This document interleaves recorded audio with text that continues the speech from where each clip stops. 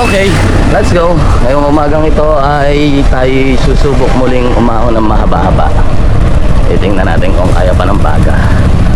Siyempre, laging walang pahingahan. Bawal ang tumukod sa kalagitnaan ng ahon. Let's go.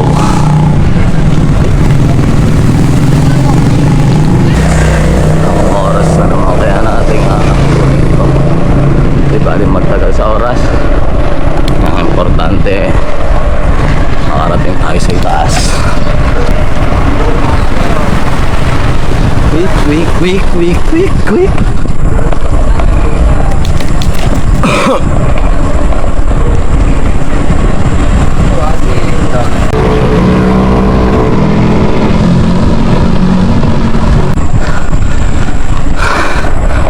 Hingal kabayo na naman. Hihihihi. Woohoo. Ay nako, sarap talaga magbike. Pare, tapo na agad. Ayan, tarik pa ng aaponin natin ito. Ha, game na to. Aray ka.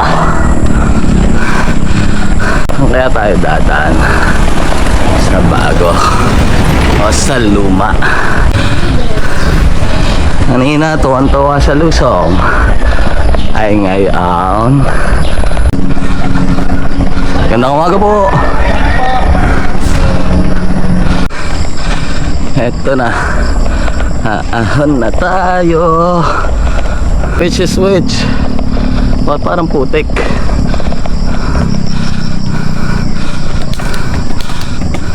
Saan tayo ahon?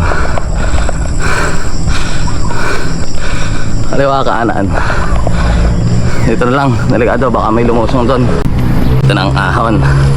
Hindi ko muna pinangahasan yung kabila dahil parang committed yung daan. Putik pati.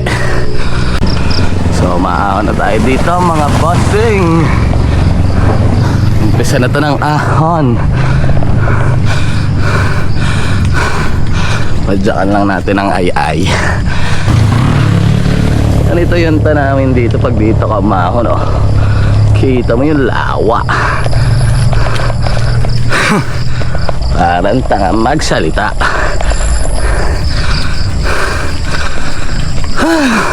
Konti lang naman yung ahon dito. Ayan ang Bulkan Taal.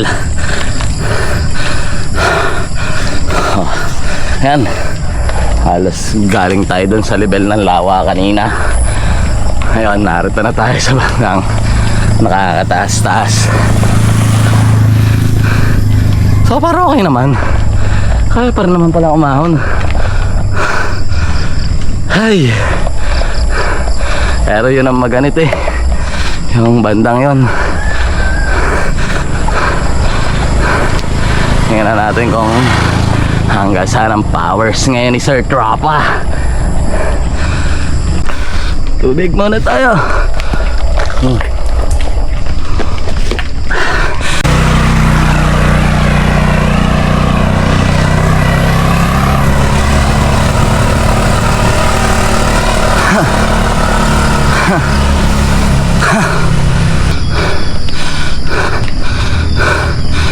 Tapos babarik mamaya. Ang galing.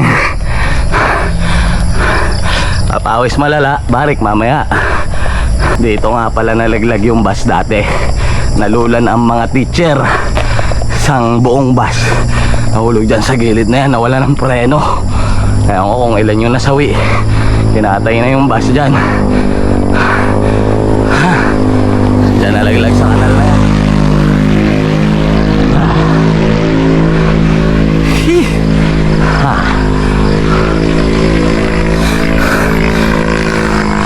So ayun, dating na tayo ng Arco. Medyo may kaunti pang ahon dito hanggang Lawasan sa mismong highway. So dito dapat tayo lalabas kanina. Medyo napansin ko lang ay medyo Puminted yung daan dahil sa putik. Silipin natin. Pero hindi na tayo bababa. Ayan. Gandang umaga, bossing. Doon lang sa bukana may putik, no?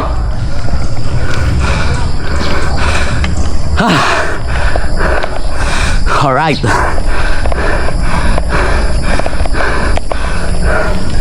Tarik-tarik pa rin to. Pero konti lang. 1, 2, 3. 1, 2, 3. 1, 2, 3. Asawa ni Mari. Hay. Gumegewang.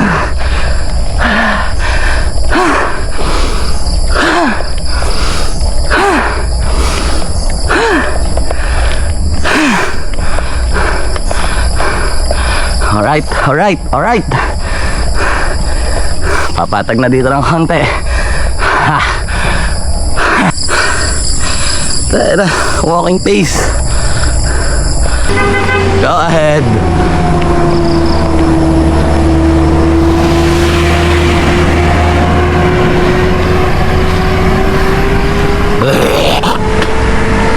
Baho ng usok.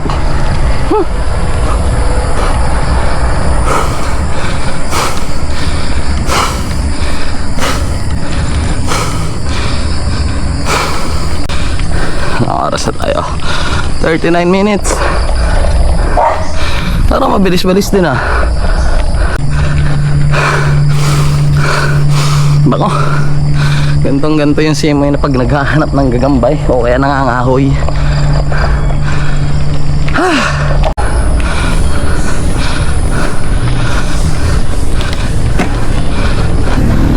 Akala ko tapos na ang ahon.